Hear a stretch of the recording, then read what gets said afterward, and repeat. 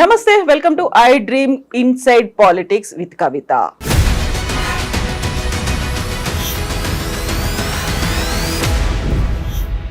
ఢిల్లీలో BRS leaders ఏం చేస్తున్నారు, బీఆర్ఎస్ లో అసలు ఏం జరుగుతోంది, బీజేపీతో బీఆర్ఎస్ విలీనం అనేది పాక్షికంగా ఉంటుందా, సంపూర్ణంగా ఉండబోతుందా, అసలు విలీనం ప్రక్రియ మొదలైందా, ఎప్పుడు కంప్లీట్ కాబోతోంది, ఓవరాల్ గా కేసీఆర్ ఏం చేయబోతున్నారు, ఎవరితో కలవబోతున్నారు, బోల్డని క్వశ్చన్స్ ఉన్నాయి. వీటి గురించే మాట్లాడుకుందాం. మనతో పాటుగా ఉన్నారు BRS senior leader Ravula Sridhar Reddy గారు. హలో అండి, నమస్తే. సో కంటిన్యూస్గా బీఆర్ఎస్ లీడర్లు హరీష్ రావు, కేటీఆర్ ఢిల్లీకి వెళ్ళొస్తున్నారు. వెరీ రీసెంట్ డెవలప్మెంట్, కవిత కూడా తన బెయిల్ పిటిషన్ని వెనక్కి తీసుకున్నారు. ఏం జరుగుతోంది? కవిత గారు బెయిల్ పిటిషన్ వెనుకకు తీసుకున్నారంటే she has a reason for it. యాక్చువల్గా డిఫాల్ట్ బెయిల్కి సంబంధించి సిబిఐ ఛార్జ్ షీట్ని యాక్సెప్ట్ చేసిన తర్వాత ఐ థింక్ లాయర్లు ఏదో నిర్ణయం తీసుకుని ఉంటున్నారు. బట్ దానికి సంబంధించి అసలు దానికి అంటే ఆ పర్టికులర్ బెయిల్ పిటిషన్ విత్డ్రా చేసుకోవడానికి బీఆర్ఎస్ పార్టీ బీజేపీలో విలీనమైందని చెప్పేటువంటి కథనాలకు ఏం పొందనో నాకు అర్థం కాలేదు. నెంబర్ వన్, హరీష్ రావు గారు కానీ కేటీఆర్ గారు కానీ మిగతా నాయకులు కానీ ఈ మధ్యకాలంలో 2-3 సార్లు కవిత గారిని పరామర్శించడానికి ఢిల్లీ పోయినారు. పోయినప్పుడు ఖచ్చితంగా అదే సమయంలో తెలంగాణ రాష్ట్రంలో బీఆర్ఎస్ పార్టీ నుంచి గెలిచి కాంగ్రెస్లో చేరినటువంటి యొక్క ఎమ్మెల్యేల అనర్హత పిటిషన్లకు సంబంధించి సుప్రీంకోర్టులో కూడా బీఆర్ఎస్ ప్రయత్నం చేస్తుందనే విషయానికి సంబంధించి అక్కడ గతంలో మణిపూర్లో అనుకుంటాను అనర్హత పిటిషన్లను వేసి సుప్రీంకోర్టులో డైరెక్ట్గా తీసుకొచ్చినటువంటి అడ్వకేట్స్ కానీ మిగతా వాళ్ళతోటి సంప్రదించే కార్యక్రమం కూడా చేశారు. ఆ విషయంలోనూ మీరు కేటీఆర్ గారి యొక్క స్టేట్మెంట్ కూడా ఢిల్లీ నుంచి చూసి ఉంటారు. ఖచ్చితంగా ఎవరైతే పార్టీ మారినరో వాళ్ళకి అనర్హత తప్పదు, తెలంగాణ రాష్ట్రంలో ఉప ఎన్నికలు వస్తాయని చెప్పి.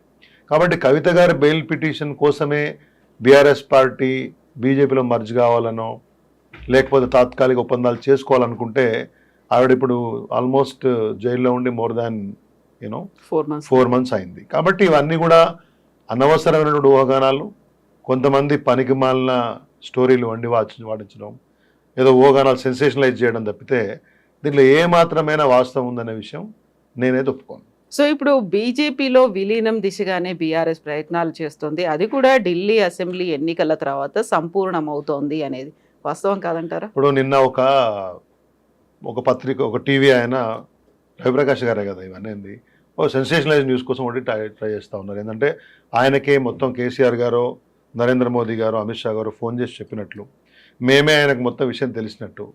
ఇంకా ఎన్ని రోజులు ఈ చిల్లర రాతలు, చిల్లర స్టోరీలు చేసి బతుకుతారు నాకు అర్థం కాలేదు. Who are you to say that? ఒక రాజకీయ పార్టీగా 23-24 సంవత్సరాల సుదీర్ఘ రాజకీయ ప్రస్థానం ఉండి, ఒక ఉద్యమ ప్రస్థానం ఉండి, ఒక రాష్ట్ర సాధన నేపథ్యం ఉండి 10 సంవత్సరాలు ప్రభుత్వాన్ని నడిపినటువంటి ఒక పార్టీ ఒకసారి పార్లమెంట్ ఎన్నికల్లో కొద్దిగా ఇబ్బంది వచ్చినంత మాత్రాన, ఒక కక్ష సాధింపులో భాగంగా కేసీఆర్ యొక్క కూతుర్ని జైల్లో పెట్టినంత మాత్రాన పార్టీ మొత్తాన్ని విలీనం చేస్తారని చెప్పేసి కథనాలు వండి వాచించడం, దాని గురించి పెద్ద ఆయనకే తెలిసినట్టు మాట్లాడడం, ఇది చిల్లర వ్యవహారం, ఇది సరైన పద్ధతి కాదు. అంత సీనియర్ జర్నలిస్టు ఆ రకమైనటువంటి ఏమంటారు చౌకబారు వ్యవహారాలకు పాల్పడడం అనేది నాకు కూడా మంచిగా అనిపించలేదు. End of the day it has no proof. అసలు అవకాశమే లేదు, అవసరం కూడా లేదు కదా. ఎందుకు ఉండాలి? ఇవాళ అసెంబ్లీలో మాకు 38 మంది ఎమ్మెల్యేలు ఉన్నారు. టెక్నికల్గా కాంగ్రెస్కు 10 మంది పోయినారని ఉంటే కూడా టెక్నికల్గా we are 38 MLAs. You have good number in MLAs, మన లెజిస్లేటివ్ కౌన్సిల్, రాజ్యసభలో మా సభ్యులు ఉన్నారు. ఇంకా ఏదో మొత్తం అయిపోయినట్టు, బీఆర్ఎస్ పార్టీ లేనట్టు ఈ చిల్లర కథనాలు రాసే వాళ్లకు భవిష్యత్తు ఖచ్చితంగా కాలం సమాధానం చెప్తుంది. ఇటువంటి కథనాలను తెలంగాణ ప్రజలు నమ్మరు, తెలంగాణ రాజకీయ విశ్లేషకులు కూడా నవ్వుకుంటున్నారు. ఇటువంటి వ్యాఖ్యానాలను బయటకు పంపించిన వాళ్ళని చూసి ఏం బతుకులరా నాయన అని చెప్పి. ఎందుకని ఇలాంటి స్పెక్యులేషన్స్ అన్నీ వస్తున్నాయి అనుకుంటున్నారు? తరచుగా ఢిల్లీ పర్యటనలా, లేకపోతే కవిత విత్డ్రా చేసుకోవడమా, కేసీఆర్ సైలెంట్ గా ఉండడమా? రేవంత్ రెడ్డి గారు ప్రతిసారి ఢిల్లీలో నాయకులను కలుస్తున్నారు, పోయి బీజేపీ వాళ్ళను, గవర్నమెంట్ టు గవర్నమెంట్ అని చెప్పినా కానీ ఫ్రీక్వెన్సీ ఎక్కువగా ఉంది. మోడీని బడే బాయ్ అని చెప్తున్నారు. మరి ఆయన కూడా కాంగ్రెస్ పార్టీని రేపొద్దున వదిలేసి ఏదన్నా స్ప్లింటర్ ఫ్యాక్షన్ తీసుకొని పోయి బీజేపీలో కలుస్తారా?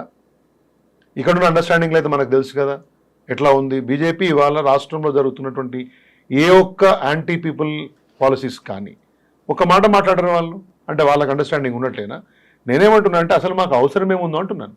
వేరే స్ట్రాంగ్ పార్టీ ఇవాళ రాష్ట్ర వ్యాప్తంగా బలమైనటువంటి క్యాడర్ ఉన్నటువంటి పార్టీ, ఒక పోరాట స్ఫూర్తి ఉన్నటువంటి experienced politician, tallest politician BRS party అధ్యక్షుడు కేసీఆర్ గారి రూపంలో ఉన్నారు. Why should be merging our party into some other మాకు అవసరం ఎందుకు? వాళ్ళ పనే రోజు ఇన్ ద సెన్స్ మళ్ళీ బీజేపీ అని చెప్తున్నారు. బీజేపీ తెలంగాణ రాష్ట్రంలో ఉన్నది 8 మంది ఎమ్మెల్యేలు, 8 మంది ఎంపీలు. వాళ్ళ నిజమైనటువంటి సంస్థాగత బలం ఏంది, ఆన్ గ్రౌండ్ బలం ఏందో జనం అందరికీ తెలుసు. వాళ్ళ దగ్గర మేమెందుకు మర్చి చేస్తామండి? నాకు అర్థం కాలేదు. ఇది ఒక పనికి మాలిన చెత్త స్టోరీలు వండి వారుస్తున్నారు. వీటికి ఎటువంటి శాంక్టిటీ లేదు. ఆ మాటలు మాట్లాడే వాళ్ళకి ఎటువంటి విలువ కూడా లేదు నా దృష్టిలో. రాబోయేటువంటి ఎన్నికలను దృష్టిలో పెట్టుకొని గతంలో జరిగినటువంటి ఎన్నికల పర్సంటేజ్ చూసినప్పుడు బీజేపీ ప్లస్ బీఆర్ఎస్ కలిస్తే కాంగ్రెస్ కంటే ఎక్కువ ఉంటాయి కాబట్టి ఆల్రెడీ లోక్సభ ఎన్నికల్లో 0 రిజల్ట్ అనేది కనిపించింది. కాబట్టి భవిష్యత్తును దృష్టిలో పెట్టుకొని జిహెచ్ఎంసీ ఎన్నికలు కూడా ఉన్నాయి, స్థానిక సంస్థల ఎన్నికలు ఉన్నాయి. వీటన్నిటి కోసం బీఆర్ఎస్ఏ ఎదురు చూస్తోంది. అండ్ దీనికంటే పెద్ద ఫ్యాక్టర్ కవితని బయటికి తీసుకురావడం. ఇప్పుడు కవిత గారిని బయటికి తీసుకురావాలి అని అనుకుంటే అసెంబ్లీ ఎలక్షన్ల కంటే ఆ సమయంలోనో లేదా పార్లమెంట్ ఎలక్షన్స్ కంటే ముందో, పార్లమెంట్ ఎలక్షన్ కంటే ముందు పార్లమెంట్ ఎలక్షన్లు పెట్టుకునే వాళ్ళం కదా. ఖచ్చితంగా పార్లమెంట్ ఎలక్షన్స్ కంటే ముందే కదా అరెస్ట్ చేశారు. మరి అప్పుడే మేమేదో వాళ్ళను బెండ్ అయిపోయేసి పార్టీని బంద్ చేసేవాళ్ళం కదా. మేమేదో ఇంకా చంద్రబాబు నాయుడు గారు తిట్టినట్టు నరేంద్ర మోడీని అడ్డమైన మాటలేదు మేమేం తిట్టలే కదా. మేము సంస్థాగతంగా లేకపోతే పార్టీ పరంగా తెలంగాణ అభివృద్ధి పరంగా విమర్శించినాం తప్పితే వ్యక్తిగతంగా మేము అనలే కదా. నచ్చకపోతే దూరంగా ఉన్నాం తప్పితే కొన్ని ప్రభుత్వ కార్యక్రమాల్లో కూడా వేరే ఉద్దేశాలు ఎక్కడ మాట్లాడలే కదా. చంద్రబాబు నాయుడు గారు మోదీ గారిని ఎన్ని తిట్లు తిట్టిండో ప్రపంచం మొత్తం కూడా చూసింది కదా. కాబట్టి నేనేమంటున్నా అంటే అటువంటి కానీ ఆ రకంగా మేము పోయేసి ఏదో ఒక బెయిల్ కోసము లేకపోతే ఇంకేదో భయపడో పార్టీని కేసీఆర్ మర్జ్ చేస్తారని ఏమన్నా అనుకుంటే అది వాళ్ళ అమాయకత్వం, తెలివి తక్కువతనం. అసలు అటువంటి అవకాశమే లేదు కదా. మీరు రేపు పొద్దున ఎప్పుడు పెడతారో, అక్టోబర్లో పెడతారో, జనవరిలో పెడతారో, నవంబర్లో పెడతారో వాళ్ళకి తెలవాలి. ఎప్పుడు స్థానిక సంస్థల ఎన్నికలు వచ్చినా కానీ మీరు చూడండి, టుడే ఐఎమ్ సేయింగ్ హియర్, మీకు హైయెస్ట్ నెంబర్ ఆఫ్ రిజల్ట్స్ వచ్చేది బీఆర్ఎస్ పార్టీకే. ఎందుకంటే ఇప్పటికే కాంగ్రెస్ పార్టీ ఇచ్చినటువంటి 6 గ్యారంటీలలో అమలు సరిగ్గా లేదు, మెజారిటీ అమలు కాలేదు, మిగతా హామీల జోలికే పోవట్లేదు. రుణమాఫీ కూడా సగం సగం అవుతుంది, రైతుల్లో అసంతృప్తి వస్తూ ఉంది. పవర్ అంటే ఎలక్ట్రిసిటీ మేనేజ్మెంట్ సరిగ్గా లేదు. ఇప్పటికి కూడా ఇరిగేషన్ సంబంధించి వ్యవసాయానికి సంబంధించి రైతు బంధు ఇవ్వలేదు. ఇరిగేషన్లో మేనేజ్మెంట్ సరిగ్గా వాటర్ మేనేజ్మెంట్ బాగాలేదు. ఇవన్నీ ప్రజలు చూస్తూ ఉన్నారు. నిరుద్యోగుల్లో కూడా ఒక భ్రమలు తొలగిపోయినాయి. ఏదో గొప్పగా చేస్తున్నామని చూపిస్తున్నారు తప్పితే ఇంతవరకు ప్రాపర్ జాబ్ క్యాలెండర్ మొన్న ఇస్తే దాంట్లో ఒక ప్రాపర్ ఇన్ఫర్మేషన్ లేదనే విషయాన్ని నిరుద్యోగులు మాట్లాడుతూ ఉన్నారు. కాబట్టి ఎక్కడికక్కడ ఆశా వర్కర్ల నుంచి మొదలుపెట్టి అన్ని వర్గాలలో ఒక అసంతృప్తి ఉంది. చెప్పిన హామీలు తీర్చట్లేదని చెప్పి గురుకులాల నిర్వహణ, పాఠశాల నిర్వహణ అధ్వానంగా కనబడుతూ ఉంది. పోయిన సంవత్సరం కంటే ఈ సంవత్సరం పాఠశాలలలో ప్రవేశాల సంఖ్య తక్కువ ఉంది, జూనియర్ కాలేజీలో ప్రవేశాల సంఖ్య తక్కువ ఉంది. చెప్పే మాటలు కొండంత, చేసేది గోరంత అనేది ప్రజలకు క్లియర్గా అర్థమైపోయింది. కాబట్టి ఈ సందర్భంగా ఇన్ఫ్యాక్ట్ కాంగ్రెస్ మీద వ్యతిరేకత పెరుగుతుంది, కేసీఆర్ ప్రభుత్వమే బాగుండే అనే ఒక ఆలోచన ప్రజల్లో నడుస్తున్న సందర్భంలో అసలు మేము ఎందుకు మర్జ్ చేయాలి? ఒక బెయిల్ కోసం అయితే ఎప్పుడో చేయాలి కదా, 4 నెలలు అవుతుంది కదా. కాబట్టి ఇవన్నీ ఊహాగానాలు. కావాలని మరింతగా బీఆర్ఎస్ని బలహీనపరచడం కోసం ఒక వ్యూహాత్మకంగా కొన్ని శక్తులు చేస్తున్నటువంటి ఒక నాటకం, బూటకం, దాంట్లో ఎటువంటి నిజం లేదు. ఇవన్నీ కాకుండా above all these things August సంక్షోభం అనేది గతంలో తెలుగు రాష్ట్రాల్లో చూసాము, ఇప్పుడు మళ్ళీ ఆగస్టులో ఉన్నాము. ఇవన్నీ పరిణామాల వెనకాల కూడా ప్రస్తుతం ఉన్నటువంటి తెలంగాణ ప్రభుత్వాన్ని దింపేసే దిశగా, పడిపోయే దిశగా ఒక సంక్షోభం అనేది రాజకీయంగా క్రైసిస్ తీసుకొచ్చేది కూడా కనిపిస్తోంది అనే విశ్లేషణలు ఎలా చూస్తారు? ఇది కూడా ఫార్స్ అండి. వాళ్ళలో వాళ్ళు కొట్లాడుకొని ఏమైనా చేసుకుంటే చేసుకోవాలి తప్పితే BRS as a political party, as a principal opposition ఎక్కడ కూడా ఇటువంటి విషయాలకు పోయే అవసరం మాకు లేదు.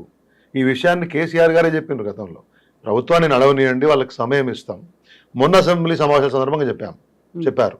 ఇప్పటికి 6 నెలలు దాటిపోయింది. వాళ్ళు 100 రోజులలో హామీలు నెరవేరుస్తా అని చెప్పారు.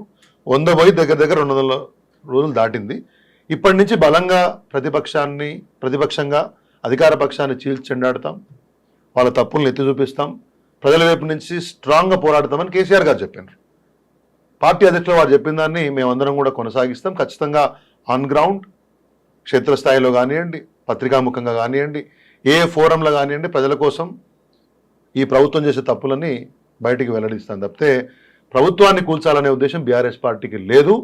అది ఉత్త అవగాహన లేని మాట్లాడమాట. ఈ సిచ్యువేషన్, ఈ డిస్కషన్ రావడానికి ప్రధాన కారణంగా ఉన్నటువంటి క్రోనాలజీని కనుక చూస్తే సీఎం రేవంత్ రెడ్డి ఇక్కడ లేరు, యుఎస్లో ఉన్నారు. ఆ తర్వాత సడన్గా ఇప్పుడు వచ్చినటువంటి ఈ పరిణామాలు, బీఆర్ఎస్ బీజేపీలో మెర్జ్ అవుతుంది అనే దాంతో పాటుగా హరీష్ రావుని సీఎం చేస్తాడు అనేటువంటి పద్ధతి, ఆ తర్వాత ఎవరితో ఉంటారు, నెక్స్ట్ తెలంగాణలో ఎలా బలపడాలి, బీజేపీతో పాటుగా పునరుజ్జీవం బీఆర్ఎస్కి రావాలి అంటే ఇదే అనేటువంటి ఈ వరుసగా వస్తున్నటువంటి సంఘటనలు ఎందుకు? ఒక విషయం గుర్తుపెట్టుకోండి, వీ హ్యావ్ ఎనఫ్ పేషెన్స్, మాకు కావాల్సినంత సహనం ఉంది. మళ్ళీ 4.5 ఏళ్ల తర్వాత జరగబోయే ఎన్నికల్లో బీఆర్ఎస్ పార్టీ అధికారంలోకి వస్తుంది. రెండవది, మాకు 38 ఎమ్మెల్యేస్ ఉన్నారు. నేను even today I say the same number 10 మంది కాంగ్రెస్లో పోతే కూడా, ఎందుకంటే టెక్నికల్లీ మొన్న మీరు అసెంబ్లీ బులెటిన్లో కూడా ఎంతమంది ఉన్నారు మాకు ఎమ్మెల్యేలు? 38 మంది ఉన్నారు. ప్రజా సమస్యల మీద మీరు అసెంబ్లీలో చూసినారు, అన్ని అంశాల మీద పోరాడినాం. నిరుద్యోగుల సమస్యల మీద పోరాడినాం. అన్ని అంశాలకు సంబంధించి ఎప్పటికప్పుడు పార్టీ వైపు నుంచి గొంతుక విప్పుతా ఉన్నాం. ఇప్పుడు ఏదో బీజేపీ అవసరం మాకు అసలు లేదు, బీజేపీ రాష్ట్రానికి చేసింది ఏమీ లేదు, 2 కేంద్ర మంత్రులు ఉంటే కూడా తెలంగాణ రాష్ట్రానికి మొన్న బడ్జెట్లో వచ్చింది లేదు, గత 10 సంవత్సరాల్లో విభజన హామీలు కూడా నెరవేర్చింది కూడా లేదు. కాబట్టి బీజేపీ కానీ కాంగ్రెస్ కానీ బొమ్మ బొరుసు లాంటి, ఒకే కాయిన్కి 2 వైపులు లాంటివి. వాళ్ళను ఈ రాష్ట్రం పూర్తిగా నమ్మదు.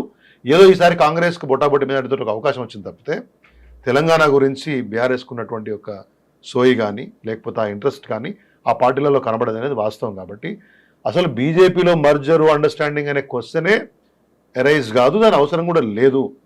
ఈ విషయం మీరు చూస్తారు. ఇతర ఊహాగానాలకు సంబంధించి రాజకీయ పరంగా సెన్సేషన్స్ కోసము వాళ్ళకి ఏదో ఒక ఎజెండా పెట్టుకొని బీఆర్ఎస్ నాయకత్వాన్ని కార్యకర్తల్ని కన్ఫ్యూజ్ చేయాలని చేసే కథనాలకు సమాధానాలు చెప్పి కూడా లాభం. సో ఘర్వాపసి అనేది బీఆర్ఎస్ లో కనిపించింది అన్నారు. ఒకే ఒక్క పర్సన్ మళ్ళీ వస్తున్నారని, ఆ తర్వాత మళ్ళీ బుజ్జగించే ప్రయత్నం, నచ్చజెప్పే ప్రయత్నం. సో ఇంతమంది వెళ్ళిపోయారు, 6 ఎమ్మెల్సీలు వెళ్ళారు, ఆల్మోస్ట్ 10 మంది ఎమ్మెల్యేలు వెళ్ళారు. వాళ్ళు ఇప్పుడు కాంగ్రెస్లో ఉన్నారా, బీఆర్ఎస్కి వస్తారా ఏంటి? ఒకటండి, వాళ్ళు కాంగ్రెస్లో పోయినారని కండువాలు కప్పుకున్నారు. 6 మంది ఎమ్మెల్సీలు కండువాలు కప్పుకున్నారు. అధికారికంగానైతే వాళ్ళు ఇంకా మర్జ్ కాలేదు. So they are BRS MLAs and BRS MLCs. అట్లని చెప్పేసి ఎవడన్నా పోతే కేసీఆర్ ఎప్పుడు అంటుంటోళ్ళు, కర్మగారు ఎవడన్నా పోతే వాడు పోతాడు, తర్వాత అంతకంటే మంచి నాయకత్వాన్ని బిల్డ్ చేస్తామని చెప్పారు. దానికి అనుగుణంగా పార్టీ ప్రయత్నం చేస్తుంది, దానికి అనుగుణంగా పార్టీలో నాయకత్వం ఉంది.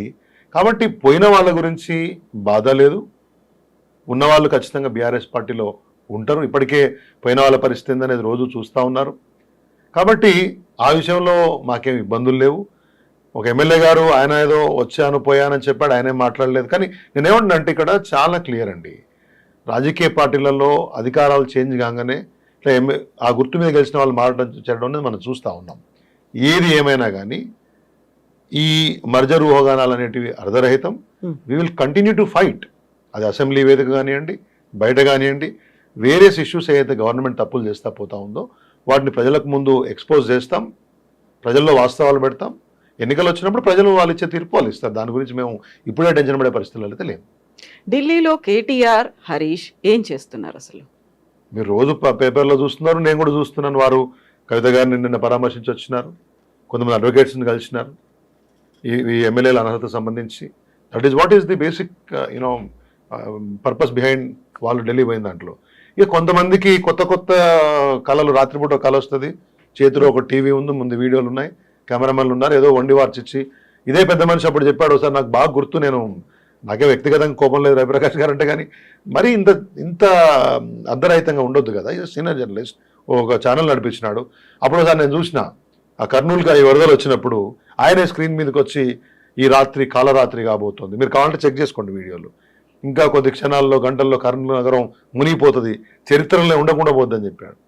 కొంతమేరకు జలమయమైంది, కొన్ని వరదలు వచ్చినాయి, అంతేగాని అంటే నేనేంటంటే ఈ సెన్సేషనలైజు, ఈ స్థాయి, ఈ పాత చింతకాయ పచ్చడి వ్యవహారాలు మానుకుంటే మంచిది. అప్గ్రేడ్ కాండి, రాజకీయాలు ఎవరికి తెలియని కాదు. సోషల్ మీడియా వచ్చిన తర్వాత everything is telecasted, even before a main stream media channel telecasted. కాబట్టి ఓ రాజకీయ పార్టీ ఇంత సుదీర్ఘ ప్రస్థానం, స్ట్రెంగ్త్ ఉన్నటువంటి పార్టీ పోరాటం చేస్తాం తప్పితే ఎవరికో లొంగిపోతామని చెప్పి మీరు కథలు వారిస్తే జనం నమ్ముతారా? ఇంకింద ఉన్న కాస్త క్రెడిబిలిటీ కూడా పోయేదాకా ఇట్లాంటి పనులే చేస్తే మంచిది కాదని నా ఉద్దేశం. So BRS will fight back, BRS continue అవుతుంది, అంతేనా? సందేహం ఏం లేదండి. మీరు అసెంబ్లీ సెషన్స్ లో చాలా క్లియర్ గా మీరు చూసినారు, ఎవ్రీ ఆస్పెక్ట్ గవర్నమెంట్ చెప్పిన అబద్ధాలను నిలదీసినాం. గవర్నమెంట్ ఏమైనా నిర్మాణాత్మకంగా తీసుకొస్తే వాటికి సపోర్ట్ చేస్తాం. స్కిల్ యూనివర్సిటీ ఉంది, ఏదో పెడతామని చెప్పినారు. కేటీఆర్ గారు అసెంబ్లీలో on the floor of the వారు దానికి కావాల్సినటువంటి మద్దతు ఇస్తామని చెప్పినారు. So we are a constructive opposition. Criticism కూడా అట్లనే ఉంటుంది. గవర్నమెంట్ ఎక్సెసెస్ ఏవైతే ఉంటాయో వాటిని ప్రశ్నిస్తాం. ఇప్పుడు ఏదో రేవంత్ రెడ్డి గారు అమెరికా పర్యటన పోయినారు, ఏదో కంపెనీతో టైప్ చేసుకుంటే తీరా కంపెనీ చూస్తే ఏదో వాళ్ళ దగ్గర బంధువులని చెప్పేసి ఏదో సమాచారం వస్తూ ఉంది. ఇవంతా ఎందుకండి? Be genuine. మీకు అవకాశం వచ్చింది, మంచిగా రాష్ట్ర అభివృద్ధి కోసం కష్టపడండి. నిజంగానే అమెరికాలో పోయినప్పుడు జెన్యున్గా ఏదైనా కంపెనీలు ఒకటో రెండో వచ్చినా కానీ ఆ ఒకటో రెండో చెప్పండి, కానీ ఈడికెళ్ళిపోయి ఆడ అదే మళ్ళీ పాత చింతకాయ పచ్చడి ఎవరో కొన్ని పట్టుకొని వారికి సూట్ వేసి ఒక కంపెనీ పెట్టించి వాటి ద్వారా సప్పందాలు చేసుకుంటే ప్రజల్లో ఏం వాల్యూ ఉంటుందండి? కాబట్టి నేనేమంటున్నానంటే ఇటువంటి విషయాల మీద ఇట్లా ఏదైతే ప్రజల్ని మిస్లీడ్ చేసే అంశాలు ఏదో ఉంటాయో వాటిని ఖచ్చితంగా ప్రశ్నిస్తాం, ప్రజాక్షేత్రంలోకి తీసుకొస్తాం. తెలంగాణ రాష్ట్రం యొక్క ప్రజల సంక్షేమం, అభివృద్ధి, తెలంగాణ రాష్ట్రం యొక్క గ్రోత్, వీటి బేసిస్లోనే తెలంగాణ పార్టీగా బీఆర్ఎస్ పార్టీ పనిచేస్తుంది. ఎస్ అండి, thank you so much Sridhar Reddy గారు.